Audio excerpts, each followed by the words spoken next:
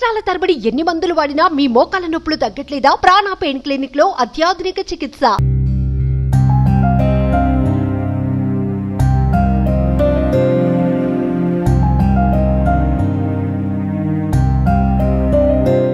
రీసెంట్గా మనకు తెలుసు ఒక సీరియల్ ఆర్టిస్టు పవిత్ర జయరాం, ఆమె రోడ్ యాక్సిడెంట్లో చనిపోవటం. ఆ తర్వాత కో ఆర్టిస్ట్ అయినటువంటి చంద్రకాంత్కి కూడా అదే యాక్సిడెంట్లో దెబ్బలు తాకటం. అతను 2 రోజుల క్రితమే సుమన్ టీవీకి కూడా ఇంటర్వ్యూ ఇచ్చాడు. ఆ ఇంటర్వ్యూలో చాలా విషయాలు చెప్పారు కానీ ఎక్కడా కూడా తల్లిదండ్రుల గురించి కానీ, భార్య గురించి కానీ, ఆయనకు ఉన్నటువంటి పిల్లల గురించి కానీ అతను మాట్లాడలేదు. ఈరోజు సడన్గా సూసైడ్ చేసుకోవటం ఏంటి అనేది కూడా ఎవరికి అర్థం కాని విషయంగా ఉంది. పోలీసులు ఇప్పటికే ఇన్వెస్టిగేషన్ స్టార్ట్ చేశారు. ఆ సూసైడ్ చేసుకున్నది కూడా పవిత్ర ఇంట్లోనే సూసైడ్ చేసుకున్నాడు. ప్రస్తుతం మనమైతే అతని ఇంటి దగ్గర ఉన్నాము. వాళ్ళ అమ్మ, వాళ్ళ భార్య, వాళ్ళ నాన్నగారు అందరూ ఇక్కడే ఉన్నారు, వాళ్ళ పిల్లలు.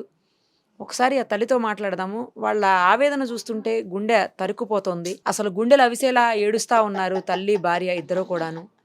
ఎవరు ఆపేటువంటి పరిస్థితి లేదు. ఎందుకు ఇలాంటి పరిస్థితి? అసలు గత కొన్నేళ్లుగా అతను భార్యతో కూడా ఉండట్లేదు అని చెప్తున్నారు. ఇక్కడికి వచ్చిన తర్వాత తెలిసింది నాకు. అసలు ఏం జరిగింది అడుగుదాము. అమ్మా, ఎందుకు ఇట్లాంటి పని చేశాడు చంద్రకాంత్? పవిత్ర చేసింది. పవిత్ర దాన్ని ఉంచుకున్నది. వాడు పెళ్లి చేసుకుంది. 5 ఏళ్ల నుంచి నా కోడల దగ్గరికి రానియలేదు, మాట్లాడనియలేదు, పిల్లలతోనే మాట్లాడనియలేదు, తల్లితోనే మాట్లాడనియలేదు. పవిత్ర పిల్లలతోని మాట్లాడనీయకుండా చేసిండు. 5 సంవత్సరాల నుంచి నా పిల్లలతోని కలవనీయలేదు. కొడుకు నాగం చేస్తున్నవే, పిల్లలు ఉన్నారే అంటే నా ఓడంటే నీ ఓడు ఎట్లయితాడే? నేను నలుగుట్ల తెచ్చిన నా కోడల్ని, నా పిల్లలు చిన్నోళ్ళు ఉన్నారే, నువ్వు ఎట్లా పెళ్లి చేసుకుంటావని అడిగినా నేను. అంటే నేను చేసుకున్నా పెళ్ళి అని వీడు చెప్పిండు, అది చెప్పింది. ఏ గుడిలోనో చేసుకున్నా అంటే మేము ఇంకోరు చేస్తున్నామని చెప్పినాము. వాడు ఏది పట్టించుకోకుండా దాన్నే పెళ్ళాం అన్నాడు. పెళ్ళామని పెళ్ళంతో మాట్లాడలేదు. నాకు అదే సర్వస్వం, అదే పెళ్ళాం అన్నది. అది ఏం పెట్టిందో తెలియదు నా కొడుకుని. మాట్లాడారా అమ్మ మీరు? మాట్లాడలే. ఆడ యాక్సిడెంట్ అయి వచ్చినాక కూడా మాట్లాడలేదు. దానికోసం నన్ను మాట్లాడలే నా కొడుకు. వచ్చిన తర్వాత కూడా మాట్లాడలేదు, చూడలేదు.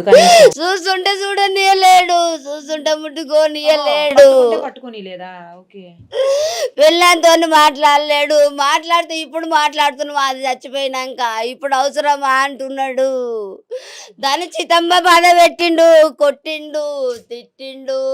ఎవరు? భార్యని మాటలు కొట్టిండమ్మా. రాత్రంతా కూడా కొడుకు తాగొచ్చినా, లొల్లి పెట్టినా బాధపడ్డమ్మా. ఇక మారుతాడు అనుకున్నమ్మా. నా పిల్లలకు నా కొడుకు ఉంటాడు అనుకున్నమ్మా నేను. నా పిల్లలకు కొడుకు లేకుండా అయిపోయిండమ్మా. నా పిల్లలకు తండ్రి లేకుండా అయిండమ్మా. మాట్లాడలేడు. రాత్రి లేనో ఫుల్ తాగొచ్చిండంట. పుల్లు తాగొచ్చినాక ఈ చెయ్యి కొట్టుకున్నాడంట. కొట్టుకుంటే రక్తం కారితే దోస్తు చూసిండంట. దోస్తులు ఇంట్లో వండబెట్టిర్రు, తాగిర్రని. పెడితే మళ్ళీ ఆడవేసి చూస్తే రాకుంటాడేమో మమ్మల్ని చూసి. పండుకొని ఏడనో ప్రశాంతంగా రెస్ట్ ఉంటుందని పండుకోమని చెప్పి వచ్చినామమ్మా. ఆ దోస్తే ఇంత తినబెట్టిండంటమ్మా. తినబెట్టినాక పండుకుండేమని పొద్దు నుంచి ఫోన్లు చేస్తున్నాం. పెళ్ళాం దగ్గరికి పోలే, ఏం పోలే. నా దగ్గర రాలేడు. ఏం రాకుంటాయో రాకపోయాని చెల్లె ఫోన్ చేస్తుంది, పెళ్ళాం ఫోన్ చేస్తుంది, ఫోనే ఎత్తుతలేడు. ఎల్ఐసి కోసం చచ్చిపోతే పైసలు వస్తాయంట కదా, దానికోసం పోతున్నాను ఎవరికో చెప్పిండంట దోస్తుకు. దానికోసం చెప్తే ఇంకా వస్తలేడు కొడుకు. నాశ తినలే, ఏం తినలేడు అనుకున్నామ్మా నేను. నాకు 2 కొడుకులు, 1 బిడ్డ అమ్మా. 5 మాత్రం ఫోన్లు చేస్తా ఉన్నాం. 12 గంటల నుంచి ఫోన్లు చేస్తుంటే ఫోన్ ఎత్తుతలేడు. దోస్తులే కదా ఈ రోజు 12 గంటల నుంచి ఫోన్లు చేస్తా ఉంటే ఎత్తుతలేడు. అడాయిడా దోస్తులకు అందరు చేస్తేనే ఉంది. పెళ్ళాము ఎత్తుతలేడు. ఎత్తకుంటే మళ్ళీ యాదికొచ్చి అడగిట పోయి వండుకున్నాడో ఏమని యాదికొచ్చి ఇందాక 5 గంటలకు పోయిర్రు. 5, 5:30కి 2 పిల్లల్ని పంపించినాము. పంపిస్తాడ పోయినాక వాళ్ళు చక్కగా చెప్పలేరు, వాళ్ళకి అయిపోయి తిన్నారో ఏం తిన్నారో. తర్వాత వాళ్ళ కొట్టిర్రంట, కాళ్ళకు బట్ట కట్టుకుండంట, మెడ చుట్టుకుండంట, ఫ్యాన్కి వేసుకుండో దేనికి వేసుకుండో తెలియదు నాకు. సూసైడ్ చేసుకున్నాడని మా ఆయనకి ఎవరు చెప్పంగా మా ఆయన ఏంటిండు, అమ్మా నీకు ఊరి పెట్టుకున్నంత అవసరం ఏమొచ్చింది, దాని పిల్లలు 20 ఏళ్ళు ఉన్నారు, ఆ పిల్లలు 5 ఏళ్ళ పిల్లలు, ఆ పిల్లలు 6 7 పిల్లలు. నీ వయసు ఏం పోయింది బిడ్డ, నీ వయసు ఏం పోయింది. పిల్లం లేకనా, పిల్లలు లేకనా, తల్లి లేకనా అమ్మా, అదొక్కది మా సంసారం అంతా ఖరాబ్ చేసిందమ్మా. దాన్ని రానియకపోతుండే, ఆడికే రమ్మని పిలుచుకుంటుండే, పిల్లలతో మాట్లాడనియకపోతుండే. అది వచ్చి ముట్టుకుంటే పిల్లలు కూడా రాకపోదురమ్మా. అదే పెద్దమ్మ పెద్దమ్మ అని చెప్తుండమ్మా. మేము నమ్మలేదమ్మా, వద్దు బిడ్డ దాన్ని వదిలేసుకో బిడ్డ అని చెప్పినాము. దాని అమ్మగారింటికి తోలుకపోయింది, 4 రోజులు రానని చెప్పి పోయిండమ్మా. 4 రోజులు రానని చెప్పి పోతే వచ్చేనాడే యాక్సిడెంట్ అయ్యిందమ్మా వాళ్ళకు. 1 గంటకు ఫోన్ చేసిండమ్మా, 1 గంటకు ఫోన్ చేస్తే తాగి ఫోన్ చేస్తాడు అనుకున్నామమ్మా మేము. రాత్రి పూట 1 గంట అయిపోయినాక నా కాళ్ళు వేసలేదే, నా కాళ్ళు వేసలేవు, కార్ యాక్సిడెంట్ అయింది అన్నాడమ్మా. కార్ యాక్సిడెంట్ అయిందంటే నా కోడల దగ్గర కురికినమ్మా నేను. అమ్మా కాళ్ళు వేసలేవంటే పవిత్రలు వేసలేదే, పవిత్రలు వేసలేదు అన్నాడే. ఏమైంది చెప్పు అంటే కారు గుద్దిపోయింది అన్నారమ్మా. నువ్వెట్లున్నావంటే గవర్నమెంట్ హాస్పిటల్ చూపించిరన్నారమ్మా. మేము ఇంటికి వాళ్ళ దోస్తులను పంపించి నా 4గురిని నువ్వు దూరం ఉండి చూడమని చెప్పిండమ్మా. నువ్వు దూరం ఉండి చెప్పమంటే దోస్తులందరూ విన్నారమ్మా. మళ్ళీ నా కొడుకే అన్నాడు చచ్చిపోయింది అన్నాడు. మళ్ళీ అన్నాడు 5 ఏళ్ళ నుంచి మీరు దూరం పెట్టిరని చెప్పురని చెప్పిండు. తల్లిదండ్రులు దూరం పెట్టిరు, పెళ్ళాన్ని దూరం పెట్టినప్పుడు అన్నారు. లేకుంటే నా కోడల్ని తీసుకొని నేను అడిగి పోతుంటి. అట్లా గిట్ట అన్నాడేమో అనుకున్నామ్మా నేను అని ఉల్టా సీదా మాటలు చెప్పిండు. అంటే అసలు గత కొన్నేళ్ళుగా మీతో రిలేషన్ లేదని మీ అత్తగారు చెప్తా ఉన్నారండి. 5 years నుంచి రిలేషన్లో లేము. లాస్ట్ 5 years నుంచి ఎప్పుడైతే నాకు ఈ విషయం తెలిసిందో అప్పటి నుంచి నన్ను కొట్టడము చేయడము చాలా నానా విధాలుగా హింసించిండు. తాగేసి వచ్చి ఏ రాత్రి అంటే ఆ రాత్రి ఇది చేయడము చాలా. పవిత్ర డైరెక్ట్ నాకు కాల్ చేసి వాడు నా మొగుడే, ఏం పీక్కుంటో పీక్కో అనేసి కూడా అనింది. ఇలాంటి మాటలు కూడా మాట్లాడింది పవిత్ర జయరాం. వాళ్ళ పిల్లలకి కూడా తెలుసు. వాళ్ళ అబ్బాయిని వెళ్ళి అడిగాను, వాళ్ళ అబ్బాయితో వెళ్ళి మాట్లాడాను. ఇలా నా భర్త మీ అమ్మతో ఉన్నాడు ఏంటిది అనేసి అని అడిగాను. అడిగితే మీ ముందే వెళ్తారా బెడ్రూమ్లోకి అంటే, అవును మా ముందే వెళ్తారు, మాతోనే ఉన్నాడు, వాళ్ళ ఇష్టం వాళ్ళ లైఫ్, మేమేం అబ్జెక్ట్ చెయ్యము అనేసి పవిత్ర జయరాం కొడుకు అన్నాడు. ఎప్పుడు వచ్చినా ఇంట్లో పెద్ద టార్చరే. హేట్ చేసినా కంటిన్యూస్గా దాని ఫోటో చూస్తూ ఉంటాడు. ఇంట్లో తాగితే ఇంట్లోనే ఫుల్ అయిన తర్వాత దాంతో వీడియో కాల్ మాట్లాడుతూ ఉంటాడు. చెప్పవే పాప, ఏం చేస్తున్నావు, ఏంది సంగతి, ఇక్కడ నాకు అన్నం పెట్టట్లేదే, అన్నీ ఫాల్స్ అంటే ఫాల్స్. మొత్తం నన్ను బ్లేమ్ చేశాడు, ఎక్కడ పడితే అక్కడ బ్లేమ్ చేశాడు. ఇంకేం చెప్పలేను. ఇంతకంటే కూడా లవ్ మ్యారేజ్ అని చెప్పి విన్నాను. మాది రిలేషన్షిప్ స్టార్ట్ అయ్యి 2004 July 4th స్టార్ట్ అయింది. 2004లో మ్యారేజ్ 15లో అయిందా? మ్యారేజ్ 15. 11 years ముందు మీకు లవ్ ఉంది, రిలేషన్షిప్ ఉంది. అక్కడికి మా పేరెంట్స్ కన్విన్స్ అవ్వలేదు. నేను మా పేరెంట్స్తో కన్విన్స్ చేసి అందరి సమక్షంలో లవ్ మ్యారేజ్ చేసుకున్నాడు. గ్రాండ్గా చేశారు పెళ్ళి.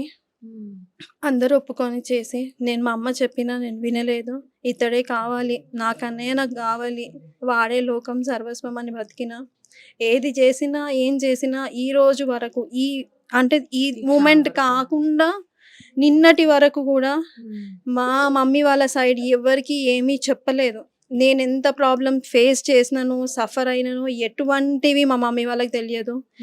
ఏదున్నా ఏమున్నా అత్తగారికి చెప్పుకున్నాను, బయట ఎక్కడ పెట్టుకోలేదు. అతను రాకపోయినా సరే ధైర్యంగా ఒక మొగోడిలాగా నా పిల్లలని పెంచుకున్నాను. ఏ రెస్పాన్సిబుల్ లేదు. ముందు జాబ్ చేసేదాన్ని హెచ్ఆర్గా, ఇప్పుడు మానేశాను. అమ్మ లేదు. అమ్మ చనిపోయిన వెంటనే లాక్డౌన్లో వీళ్ళ రిలేషన్షిప్ స్టార్ట్ అయ్యింది. అప్పటి వరకు బాగానే ఉన్నారు. వీళ్ళ రిలేషన్షిప్తో ఎప్పుడైతే స్టార్ట్ అయ్యిందో అప్పటి నుంచి నన్ను కొట్టడము, తిట్టడము కంటిన్యూస్గా చేశాడు. చాలా చాలా అంటే ఒక సాడిస్ట్ కంటే ఇంకా అధ్వానంగా బిహేవ్ చేశాడు. ఏం చేయకుండానే అన్ని వల్గర్ లాంగ్వేజ్ మాట్లాడుకుంటూ ఎవరితో మాట్లాడినా అన్నయ్య అన్న రిలేషన్తో మాట్లాడినా కానీ అఫేర్ పెట్టి తప్పుగా తీయడం, అది ఎవరైనా సరే. మా అత్తగారు నాకు సపోర్ట్ చేశారు, మా మామయ్య ఇద్దరు సపోర్ట్ చేశారు వాళ్ళ ఫ్యామిలీలో. అంతకు మించి ఎవరు లేరు. నేను ఏదైనా వాళ్ళే లోకం సర్వస్వం అనేసి నన్ను బతికినాను. ఇప్పుడు అతనే లేకుండా పోయినాడు. ఇప్పుడు ఇంకేమని నన్ను బ్లేమ్ చేస్తాడు, ఇంకేం చేస్తాడో నాకేం అర్థం అవ్వట్లేదు. ఏం చెయ్యాలి ఈ మూమెంట్లో? నాకు నా పిల్లలను చూసుకొని నేను ఏం చెయ్యాలి? ఇద్దరు పిల్లలు, పాపది 8 years, బాబుది 4 years. పిల్లల కోసం కూడా వచ్చేవాడు కదా?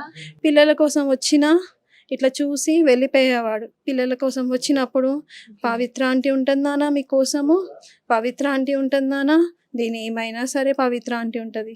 మరి నేనేం అవ్వాలి అని అంటే కూడా దానికి సమాధానం లేదు, ఏది లేదు. తన మైకంలో ఉండిపోయాడు. మొన్న 4 days కూడా షూట్ ఉందని చెప్పాడు, కానీ కట్ చేస్తే తను ఊటీకి వెళ్ళారు. ఇద్దరు కలిసి ఊటీకి వెళ్ళారు. ఊటీకి వెళ్ళి డే బై డే ఒక్కొక్క రీల్ షేర్ చేసి నన్ను టార్చర్ పెడదామని ప్రయత్నం చేశారు ఇద్దరు కలిసి. యాక్చువల్గా తను ఇన్స్టాగ్రామ్లో కూడా, పవిత్ర జయరాం ఇన్స్టాగ్రామ్లో కూడా తను పోస్ట్మార్టం అయిపోయిన తర్వాత కంటిన్యూస్గా 4 reels పోస్ట్ చేశారు. విత్ ఇన్ ఫ్యూ అవర్స్లో డిలీట్ చేసేసారు. ఆ వీడియోస్ కూడా వైరల్ అయ్యాయి. సో వీళ్ళిద్దరు కలిసి ఊటీకి మొన్న ట్రిప్కి ఊటీకి వెళ్ళిన వీడియోస్ కూడా వైరల్ అయ్యాయి. 3rd class ఇప్పుడు, బాబు LKG, చాలా చిన్న చిన్న పిల్లలు. మీ వైపు అడిగే వాళ్ళు కూడా ఎవరు లేనట్టున్నారు, మీ అత్తగారు తప్ప. అత్తమ్మ వాళ్ళు ఉన్నారు, మా ఫ్యామిలీ వాళ్ళు వస్తున్నారు, మా మమ్మీ వాళ్ళ సైడ్ వాళ్ళు వస్తున్నారు, మా మేనమామయ్య వాళ్ళందరూ వస్తున్నారు, దారిలో ఉన్నారు. వాళ్ళకి ఇప్పటి వరకు ఎటువంటి విషయం తెలియదు. ఈ సూసైడ్ తోనే అన్ని బయటికి వస్తున్నాయి. అసలు ఇప్పటి వరకు మీరు వైఫ్ ఉన్నారు, పిల్లలు ఉన్నారని కూడా ఎవరికి తెలియదు. అతను చెప్పనీయలేదు. సోషల్ మీడియాలో నేను అతన్ని ట్యాగ్ చేసి ఏమైనా వీడియోస్ పెట్టినా సరే అవి ఇమీడియట్గా డిలీట్ చేసేస్తారు. నన్ను బ్లాక్ చేసేసాడు. ఇన్స్టాగ్రామ్లో కానీ, ఫేస్బుక్లో కానీ, ఏ ఛానల్లో అయినా బ్లాక్ చేసేసాడు. ఇనీషియల్గా తెలిసిన వెంటనే నేను మహిళా మండలిలో కంప్లైంట్ ఇచ్చాను. అక్కడ ఇచ్చిన తర్వాత కూడా అక్కడ కౌన్సిలర్ ముందు చెప్పాడు, అదే నా లైఫ్ అని. అంటే పవిత్ర అనే లైఫ్ అంటే అక్కడ అన్నారు కూడా, మా అమ్మ వీడు చేంజ్ కాడు, వదిలేసేయి, సెటిల్ చేసుకొని వదిలేసేయి అని అన్నాడు. అయినా నేను వినలేదు, ఎందుకంటే నాకు పిల్లలకి తండ్రి కావాలి. ఈరోజు నేను మా మమ్మీ లేక నేను చాలా పెయిన్ అవుతున్నాను. ఆ సఫర్ నా పిల్లలు అవ్వద్దు అని ఆలోచించాను. కానీ తండ్రి కావాలి. నిన్న కూడా అందరిలో కూర్చోబెట్టి మాట్లాడాం.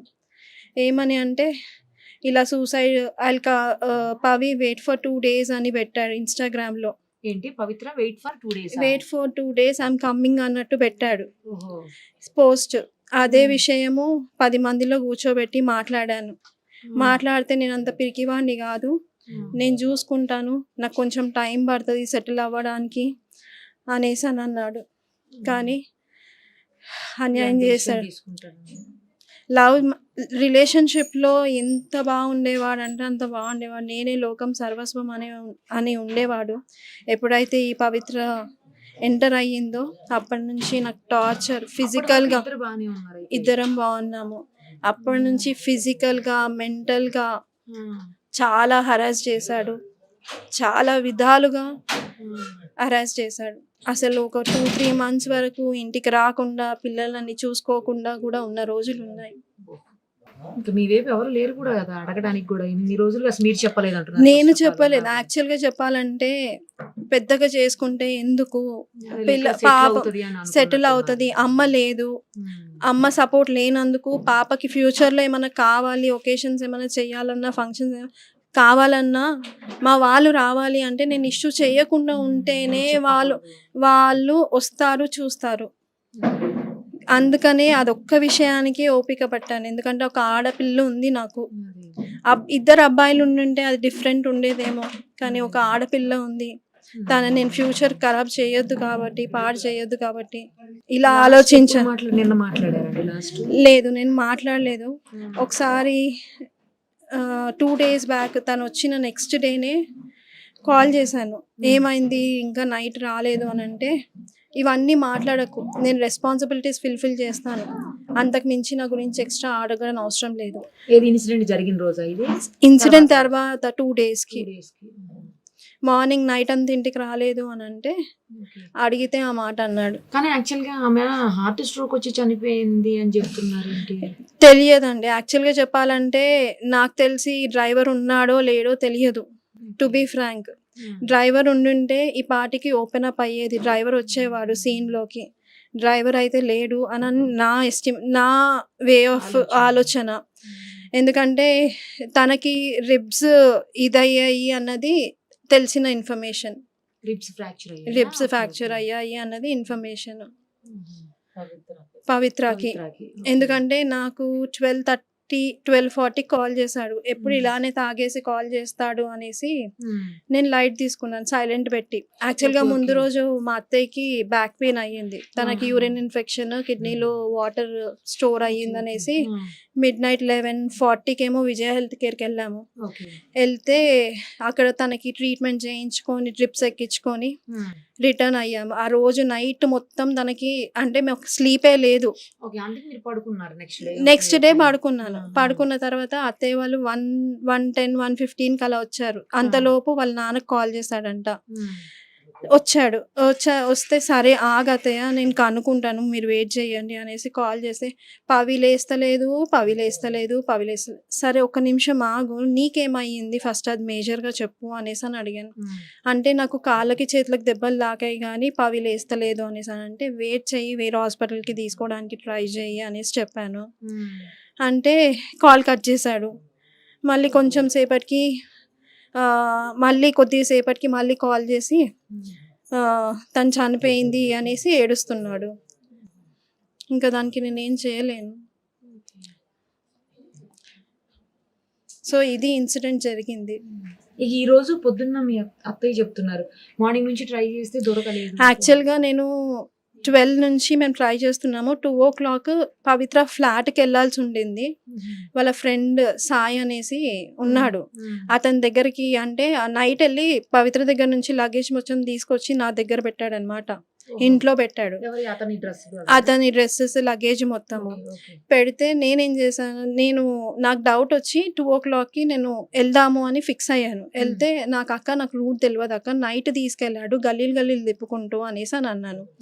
ఇంకొక ఫ్రెండ్ని ఒక ఇన్ఫార్మర్ని పెట్టాడు ఇక్కడ నా కోసం.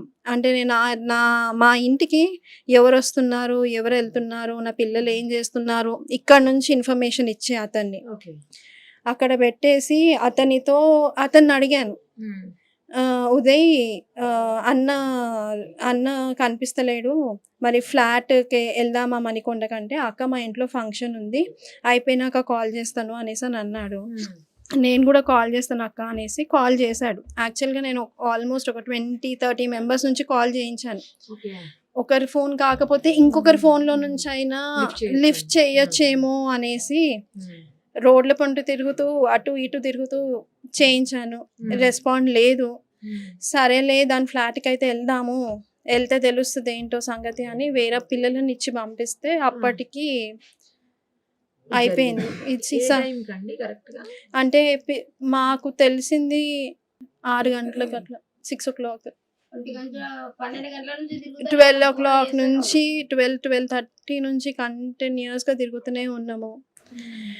ఆ పిక్ లో కూడా ఏదో చున్నీ కనిపిస్తుంది. ఏమో తెలియదండి, నేను చూడలేదు ఇప్పుడు వరకు చూడలేదు. నాతో మాట్లాడకు అనేసి అన్నాడు. పెళ్లి చేసుకునే ముందేమో నేనే నీకు లోకం సర్వస్వం అన్నీ నేను చూసుకుంటాను, నువ్వేం టెన్షన్ పడకు. నా ఫ్రెండ్స్ అడిగారు కూడా, చందు నువ్వు బాగా చూసుకోవాలి శిల్పని అని అంటే, ప్రామిస్ నేను అస్సలు ఆవిడని వదిలిపెట్టాను, శిల్పని అస్సలు వదిలిపెట్టాను అనేసి అని అన్నాడు. అట్లాంటిది వదిలిపెట్టేసి వెళ్ళిపోయాడు. ధైర్యంగా ఉండండి, ఎందుకంటే పిల్లల కోసం ఇంక ఇప్పుడు తండ్రి లేరు, కనీసం మీరు కూడా ఇలా డీలా పడిపోతే పిల్లలకి ఇబ్బంది అవుతుంది కదా. కొంచెం పిల్లల గురించి ఆలోచించుకుని ధైర్యంగా ఉండండి. మీ అత్తగారి వాళ్ళకి కూడా మీరే కదా ఇక ధైర్యం, పిల్లలకి మీ అత్తగారికి అందరికి. ఏం చెప్పాలో నాకు అర్థం అవుతలేదు ఈ సిచ్యువేషన్లో. వాళ్ళనే నమ్ముకొని బతికిన ఇన్ని రోజులు, ఎంత ఓపిక పట్టినానో, చాలా ఓపిక పట్టినా, కానీ నా ఓపికకి వాల్యూ లేకుండా చేశాడు. అంతే. ఇప్పటికైనా అబ్బాయి వస్తాడు, కలిసి కాపురం చేద్దాం అనుకుంది. నిన్న కూడా ఒకటే చెప్పాను, అందరినీ కూర్చోబెట్టి చెప్పాను, అయిపోయింది, నేను తన టాపిక్ తీయను, తను నాతో మాట్లాడకపోయినా పర్వాలేదు, పిల్లల కోసం తను ఉండాలి, టైం తీసుకున్నా పర్వాలేదు, ఎంత టైం తీసుకున్నా పర్వాలేదు, తీసుకొని నేనేం అనను, తన ముందుకి రాను అని క్లియర్గా అందరిలో చెప్పిపించాను. పిల్లల కోసము కావాలి, తండ్రి కావాలి అన్న ఆలోచనతోనే ఇన్ని డేస్ ఓపిక పట్టాను, సంవత్సరాలు ఓపిక పట్టాను. కానీ ఆ ఓపికకి కూడా అసలు అతన్ని ఎలా పోల్చాలా, ఏం పోల్చాలో నాకు అర్థం అవ్వట్లేదు. ఏదన్నా అంటే పవి పవి పవి, ముందేమో ఏదంటే కనయ అస్సలు నోట్ల నుంచి ఒక మాట, పడుకునే ముందు కూడా కన్నా ఏం చేస్తున్నావే, కన్నా అని వద్దా, ఆ మాట తప్పితే వేరే మాట ఉండకపోతుండే.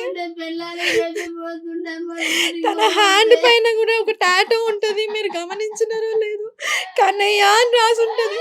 తనతో డైరెక్ట్ ఫైట్ చేసినా, ఏం చేసినా తను ఏం చేసిందో తెలియదు, కానీ తను మాత్రం చాలా నన్ను,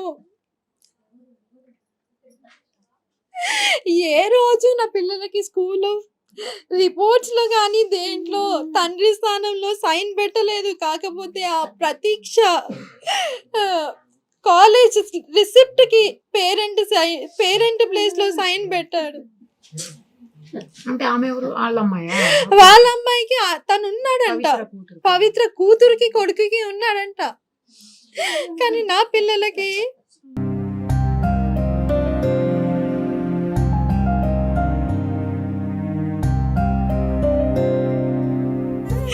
ఇండస్ట్రీ మొత్తం తెలుసు. చందు, శిల్ప అంటే ఆ ఇండస్ట్రీ అందరికీ తెలుసు. అసలు నా మాట లేకుండా ఉండేటోడు కాదు. అరే అక్కనే రా నన్ను సెట్ చేసింది, అందరికి, అందరు ఆర్టిస్టులకు చెప్పుకున్నాడు. చాలా మంది ఆర్టిస్టులు కూడా చెప్పారు తనకి, వద్దు ఇట్లాంటి దాంతో నీకు అవసరమా చందు, మంచి ఫ్యామిలీ ఉంది, ఫ్యామిలీని చూసుకో, ఫ్యామిలీని డిస్టర్బ్ చేస్తున్నావు చందు అంటే, వినలేదు, అసలు వినలేదు. శిల్ప గారు మీరు ధైర్యంగా ఉండండి, చందు గారు వచ్చేస్తారు, మీరు టెన్షన్ పడకండి, ఆవిడ ఇప్పటికీ మీ ఆయన 6th person ఆవిడకి అని చెప్పారు. చాలా మంది చెప్పారు, ఆవిడ క్యారెక్టరే అది. సో అలాంటి ఒక వేస్ట్ క్యారెక్టర్ మనిషి కోసం ఈ రోజు మమ్మల్ని అన్యాయం చేసి వెళ్ళిపోయాడు.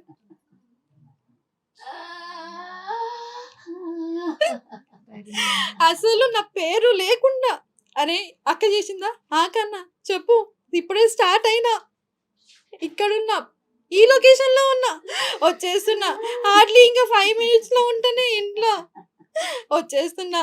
ఇదంతా 2020 వరకు కంటిన్యూగా ఉండింది. ఎప్పుడైతే ఫస్ట్ లాక్డౌన్ స్టార్ట్ అయ్యిందో అప్పటి నుంచి ఎప్పుడు నా మీద చెయ్యనోడు. 12:30 నైట్ నుంచి మార్నింగ్ 5 o'clock వరకు ఎట్లా పడితే అట్లా కొట్టినాడు. అయినా మా మమ్మీ వాళ్ళ సైడ్ ఎవరికి చెప్పుకోలేదు, మా మేనమామలకు కానీ ఎవరికి కానీ చెప్పుకోలేదు. నేను ఏదున్నా మా అత్తయ్యతో మాట్లాడుతుండే, అది కూడా ఊరబోకపోతుండే.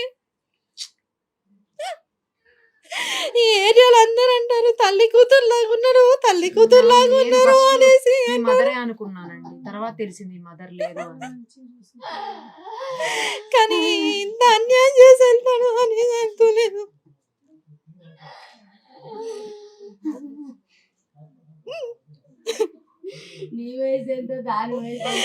తను చాలా ఏజ్డ్ పర్సన్, ఏజ్ డిఫరెన్స్ కూడా చాలా ఉంది. నాకు చెప్పడమే పవికి హార్ట్ లో హోల్స్ ఉన్నాయి, తనని జాగ్రత్తగా చూసుకోవాలి, అది ఇది అనేసి అని అన్నాడు. కానీ నేను ఒక ఫ్రెండ్ లాగా మాట్లాడుతున్నాడేమో, ఫ్రెండ్ లాగా రీల్స్ చేస్తున్నాడేమో, ఇండస్ట్రీయే కదా మనకు తెలియంది ఏముంది అనేసి అని అనుకున్నాను. తర్వాత నన్ను చాలా టార్చర్ పెట్టాడు. అసలు నా దగ్గర ఉండని కూడా ఉండట్లేదు.